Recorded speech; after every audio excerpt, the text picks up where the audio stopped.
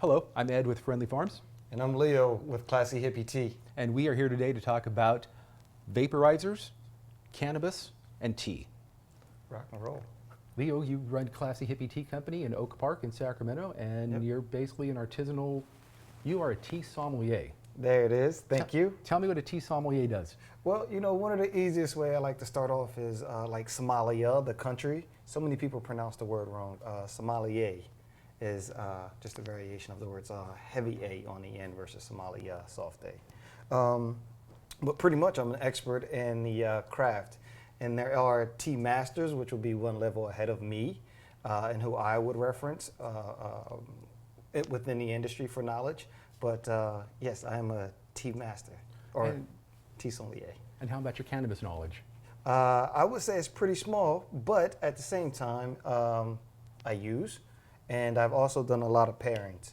So And that's what we're here today to talk about is cannabis pairings with tea. that's it. And from a standpoint of flavors, from a standpoint of aromas, tea has a very good complementary nature with cannabis. Based on the tannins. Yep.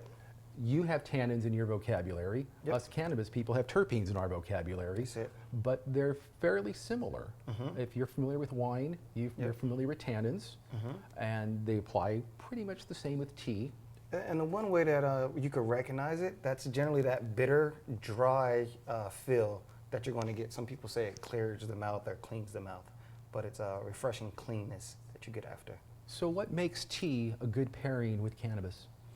In my opinion, it's going to be the acid levels within tea. So if you're thinking about being neutral, alkaline, or not alkaline, tea is going to come in right at like a -2, whereas coffee, sodas, some other beverages that are higher in sugars are going to come in at right around that -7, -8. Those are the things that we generally consume with cannabis, but obviously they're not hydrating. So tea is going to be a lot better of a complementary herb. You just opened the door to a conversation or to the other C word, Rock and roll. coffee. That's it. Coffee gets a lot Thought of you were attention. going to say complimentary. Oh, But coffee, yes. coffee gets a lot of attention in terms of cannabis. Coffee and cannabis is a classic old pairing, the old hippie highball. That's it. They go together fairly well. I'm not asking you is one better than the other, but is tea a better pairing with cannabis You and just coffee? asked me if it was better, Ed. Personally for me, I don't like that thickness that I get with a lot of other beverages. And then a lot of times you tend to have the munchies when you're going through this as well. So all these things are going to pull water out of your digestive tract. So what you want to do is add something in that's going to be a little more hydrating. And that's again where I say for this conversation, tea would definitely be my choice of consumption while smoking. And tea Or also vaping. and tea also has very very natural complementary flavors. Yes. There's a lot of berry notes. There's a lot of lemon notes. There's a lot of citrus, earthy woodsiness in teas, in the range of teas, herbals and florals. Yep. And that's what you get in cannabis as well. Yep. The Friendly Farms vape pens, our flavor profiles are huge. Yes. We're very fruity. We're very sweet. Yes. We're very floral, woodsy, piney. I have a sample today that we have called Nirvana. It's a Japanese green tea with lemongrass, goju berry, blueberry, and pomegranate. It pairs well with a lot of Friendly Farms strains. It sounds like it pairs well with a lot of cannabis strains in general. Yes. It has a note from here, a note from there.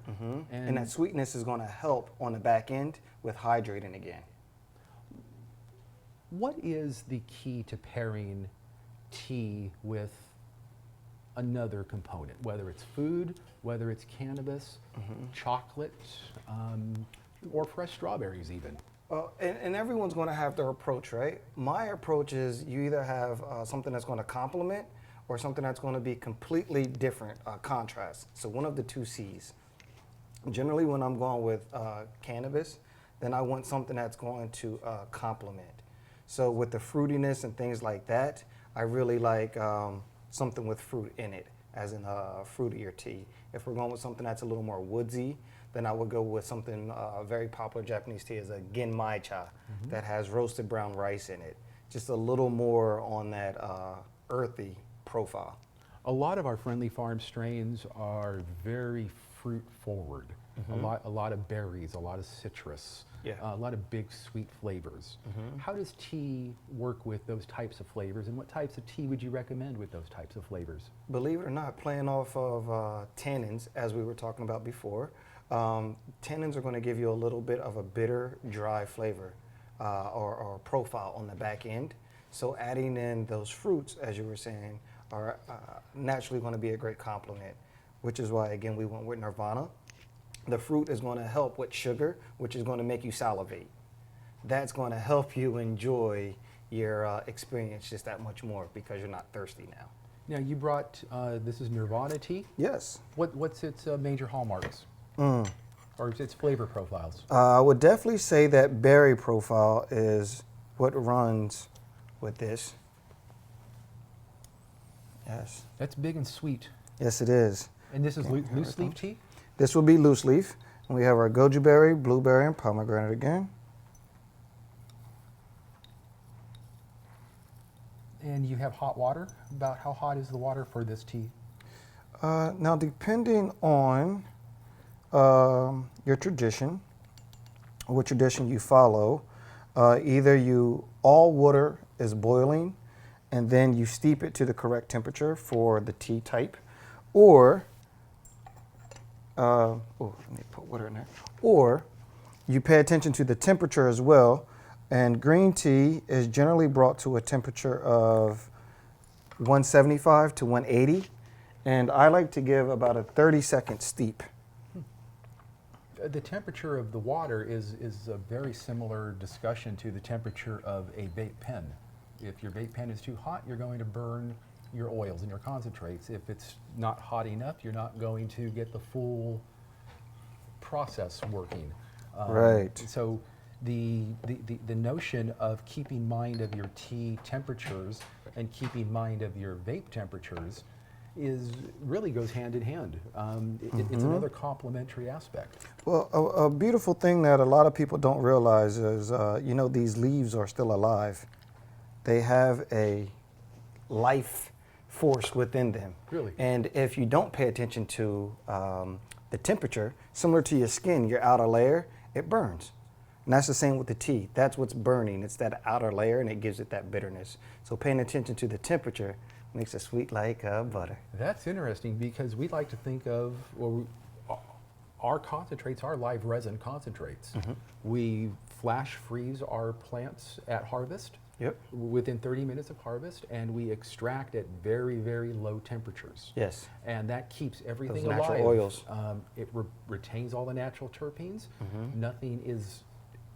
Nothing dies during the process. Right. So it's a live resin. Yes. And to hear that you're calling tea a live Herb. beverage, a live herb, that makes a hell of a lot of sense Yes. in pairing with cannabis. And that also plays into how we engage and interact with it, right? Tea is known for it could take you up or it could bring you down. It can soothe you or it can make you hot. It can be cooling or it can give out that fire element. It really plays off the dichotomy. Dude, you just described several cannabis experiences. People have different experiences. Yes. And individuals have different experiences with different strains. Yes. And different amounts and different context, and the scenes in which we use influences our overall effects and our behaviors. So everybody's familiar with the sleepy nature of tea, bedtime tea. Yes. Drinking tea to calm you down in the evening. Well, that sounds like a nice indica cannabis strain. Right. Is that the way to approach a pairing? Yes. And that would be something, again, that's complementary, right? So if you want something that's going to bring you down, as you said, indica, for us in the tea world, that's depending on the level of intensity you want to go. Within Classy Hippie Tea, one of our tea sommeliers or tea ambassadors will say, how do you react to chamomile and lavender? That would be stage one. Stage 2, I would lean you into something like valerian root, which is what you're going to find in a lot of on-the-shelf sleep teas. Valerian root is a bark, and it's going to help as a muscle relaxer. Third level I would go is a root called kava kava, and that's based out of Hawaii. That has a little bit more of a numbing effect. Also a muscle relaxer, brings you down. Third piece within that, which I'm sure that you guys do, you have your main strand, but as you said, you add in fruits and things of that sort. Now you start playing with complementary herbs. In addition to the kava kava or the valerian, what else can we stage this with to step it up? And sometimes it's as simple as adding in the chamomile and lavender back on the top. Not to correct you, but to correct the notion, we don't necessarily add anything to our strains. The flavors are already there. Oh, awesome. So So how do you add, or where would the fruit play in? the fruit comes from the natural cannabis. Oh. So the strain I just got yesterday, it was blueberry. It was a blueberry something, blueberry muffins. Ooh. And it tasted like blueberry muffins. And coincidentally, I had just come back from the grocery store and I picked up a pound of blueberries. Nice. And when I was eating the blueberries, I said, this tastes familiar. Then I rolled a joint and I said, this tastes familiar.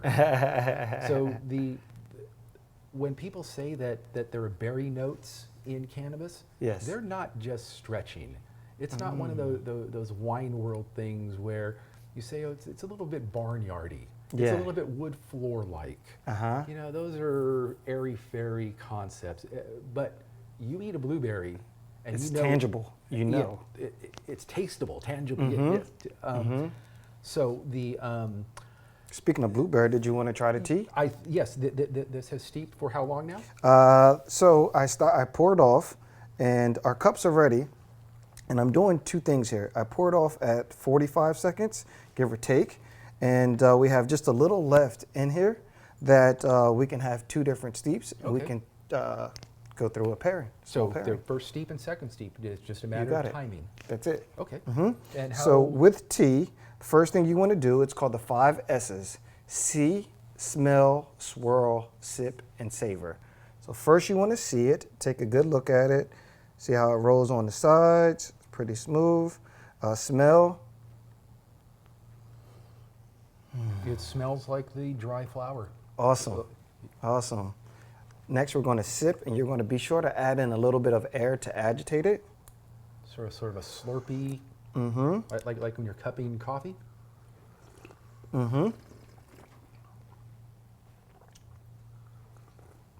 Awesome. Sip and savor. Well, all of those others are voluntary. Savor just kind of happens It involuntarily. goes with it, right? Yeah. How do you not savor? That's it. One other thing I want to bring to your attention is, as you notice, there's no handles on the cup. Traditional Asian style, which tells you how do you know the temperature when it's ready to drink? When you can touch it. Whereas European cups have handles, whereas you tend to look at it, you tend to touch it, you play around with it, you interact with it differently. I'm sure the videotape can confirm or deny this, but I don't think I blew. And that was That's because it. I'm holding it in my sensitive fingers. And so I it can feel translates to the heat, mind. Yes. And I didn't want to blow on it to cool it. But if I was holding it by a ring with my pinky out, Right. I'd blow instinctively because I Just can't in case. gauge. Yes. Yep. Huh. That is very interesting, and I think it's time that we smoke. There it is. Leo, thank you for joining me today. Rock and roll. Okay. Thank you, Ed. I'm Ed with Friendly Farms. This is Leo from Classy Hippie, and we've been talking about tea and cannabis. Respect. Peace.